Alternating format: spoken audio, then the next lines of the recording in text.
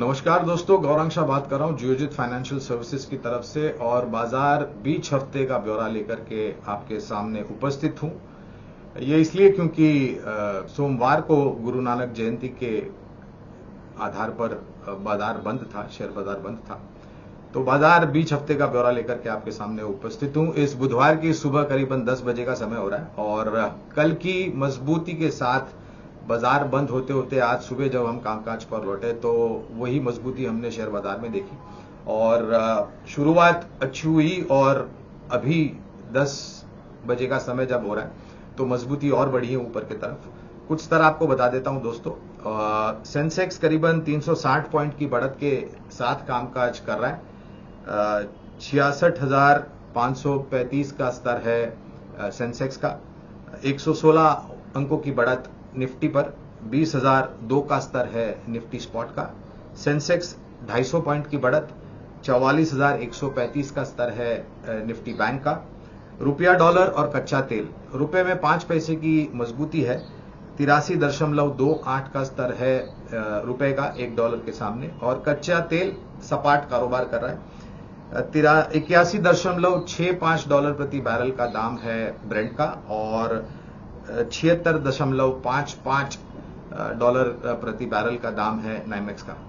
तो बाजार के ऊपर इस हफ्ता जो भी बाकी है उसके ऊपर बात कर लेते हैं पहले तो कल एफएनओ की एक्सपायरी है। इसके चलते उठापटक जिसे हम कहते हैं वोलेटिलिटी वो हावी हो सकती है और अगले हफ्ते जो राज्य स्तर पर चुनाव हुए हैं उसके नतीजे आएंगे तो उसको लेकर के भी शायद थोड़ी बहुत उठापटक और वोलेटिलिटी बाजार में बढ़ सकती है। तो जो भी कारोबारी हैं छोटी या मध्यम अवधि के लिए कामकाज कर रहे हैं उनको हमारी ये राय होगी कि थोड़ा बहुत मुनाफा समेट ले या फिर आपको जो मुनाफा हो रहा है तो वो प्रॉफिटेबल स्टॉप लॉसेस बना करके सिस्टम में रखें ताकि अगर कुछ अनहोनी होनी है तो आप आश्चर्यचकित न हो जाए अगर आपने प्रॉफिटेबल स्टॉप लॉस सिस्टम में डाला हुआ है तो। दूसरी तरफ अनुमान यही कहता है कि शायद बढ़त और बढ़ेगी लेकिन ये कुछ समय लगेगा। हमने कल एक अच्छी बढ़त देखी, आज उसका और ऊपर के तरफ के दायरे देखे तो पिछले 2 दिन में जो बढ़त देखी है शायद उसके आधार पर एफएनओ एक्सपायरी और 5 राज्य के चुनाव के नतीजे इसके चलते बाजार में उठापटक हो सकती है। अंतर्राष्ट्रीय स्तर के जो संकेत आए वो थोड़े बहुत सहारा दे रहे हैं हमें और विदेशी संस्थागत निवेशकों की तरफ से खरीदारी हो रही है। दूसरी तरफ बाजार में एक ये अंदाजा लगाया जा रहा था या फिर अनुमान लगाया जा रहा था कि बहुत जल्द बाजार 20,000 की तरफ नहीं जाएगा, लेकिन वास्तविकता में परिवर्तन हुआ।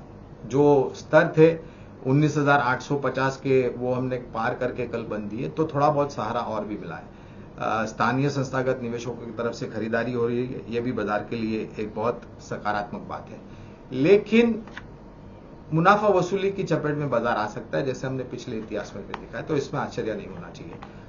पर दोस्तों हर बार हम यही बात करते हैं कि गिरावट में बाजार में खरीदारी का मौका बनता है बशर्ते कि आपका नजरिया लंबी अवधि का हो और बाजार ने मेरे ख्याल से यही साबित किया है। जब भी बाजार में गिरावट आती है और अगर आपके पास जोखिम झेलने की क्षमता है, लंबी अवधि का नजरिया है तो बाजार ने आपको मुनाफा कमा के दिया है, ना कि आपके निवेश की गई पूंजी में नुकसान पहुंचाया है।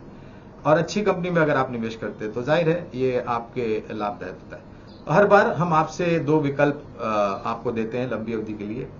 2 अलग अलग क्षेत्र से जिसकी चर्चा ज्यादातर नहीं होती। पहली है लाइफ इंश्योरेंस से जुड़ी हुई दिग्गज कंपनी LIC ऑफ इंडिया।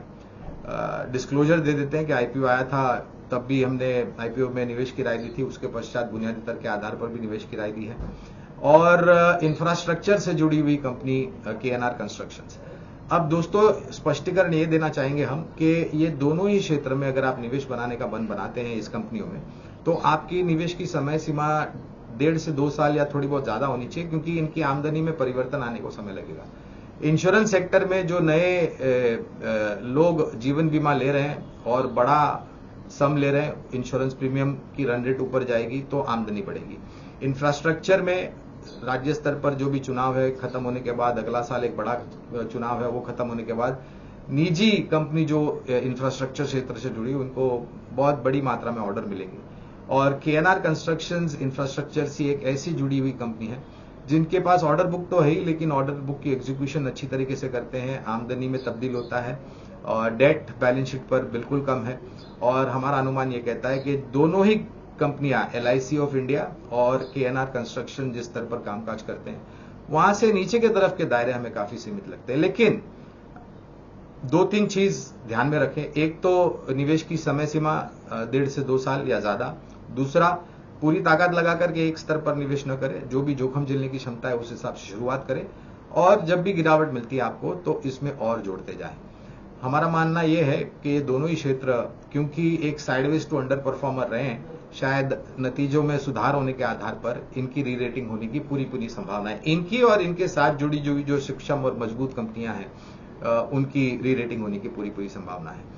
तो थोड़ा संभलने की जरूरत है छोटी अवधि में। अच्छा ऊपर के तरफ का दायरा देखा है, लेकिन 2 कारण, FNO एक्सपायरी कल और अगले हफ्ते 5 राज्य स्तर के जो चुनाव हुए उसके नतीजे, इसके कारण बाजार में थोड़ी बहुत उठापटक हो सकती है। लेकिन छोटी मध्यम अवधि का न सोच के लंबी अवधि के लिए सोचेंगे तो हमारा अनुमान कहता है कि ये बाजार आपको कमा के देगा, न कि आपकी पूंजी में से पैसे लेकर के जाएगा।